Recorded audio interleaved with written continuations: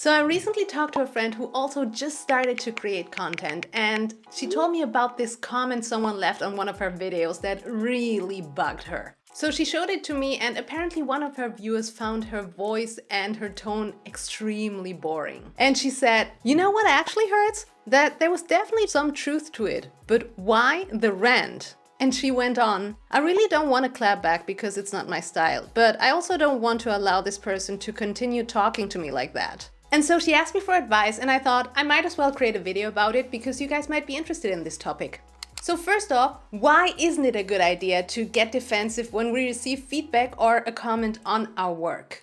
Well, let's imagine for a moment that you're driving in a car with someone and you suddenly realize, oh my god, this person is a super aggressive driver. They feel easily aggravated by everyone else in traffic and they constantly complain and yell. So how would you feel about that? Well, my guess is it wouldn't feel too good, right? If someone is seeing enemies everywhere, it's pretty hard to trust them to drive safely. So it's a little bit like that when you react defensive when people comment on your work. Of course, it's not as life-threatening as if you were the aggressive driver in a car, but it boils down to having good leadership. And unless it's like on brand for you to go on a rant, people don't trust people who are pissed off all the time. All right, so how do we go then about feedback or comments, especially when we are on the internet? Well, there are 3 types of feedback that usually rub us the wrong way. Okay, so the first type is the feedback or the information is true, but the delivery is off. And that's what happened to my friend, right? Someone might want to tell you, hey, I felt that your video could be a little bit more engaging.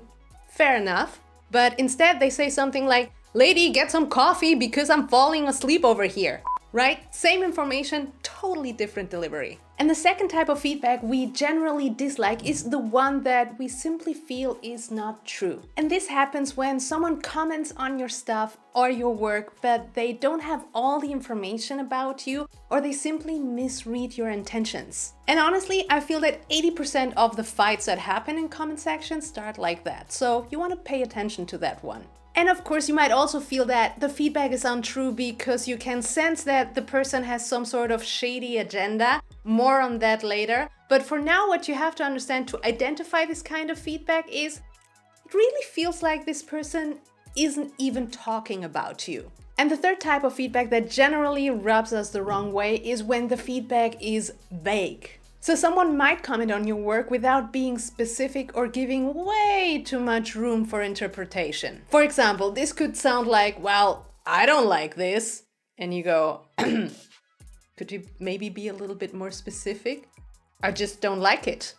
Okay, so these are the 3 types of feedback that usually are a real pain. But it's also worth learning to deal with them properly because, look, if you can't take any feedback, will be hard for people to be honest with you in the future. And let's face it, that's not a good place to be at. And so here's some tips on how to handle these different kinds of feedback in a way that promotes honesty and openness and, some good vibes. And so the first tip is show appreciation. See, when someone shares their feedback with you, they've also put in time and effort to let you know how they believe you could grow and develop. So give them credit for sharing their thoughts with you.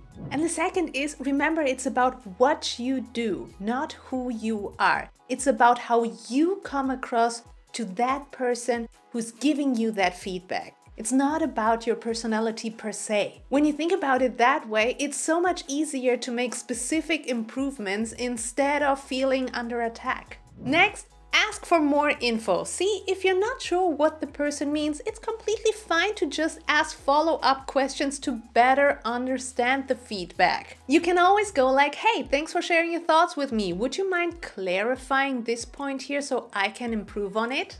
And I call the next one, take what you can. See, processing feedback will also take up some of your own time. So if you find that the person who's dropping the feedback isn't really trustworthy or has some shady intentions, at least make sure it's worth your time and double check if there's anything that you can take away from this encounter that's helpful. Now, when it comes to internet comments, of course not all feedback is created equal. And so it's totally cool to ignore the comments that just bring the wrong vibe to your channel and focus on the ones that make you grow as a content creator. You guys, I hope this little thing here will help you build your brand with confidence. And if you are overthinking your next creative business idea, you might want to check out this video right here. Till then, I'll catch you next time. Take care and bye.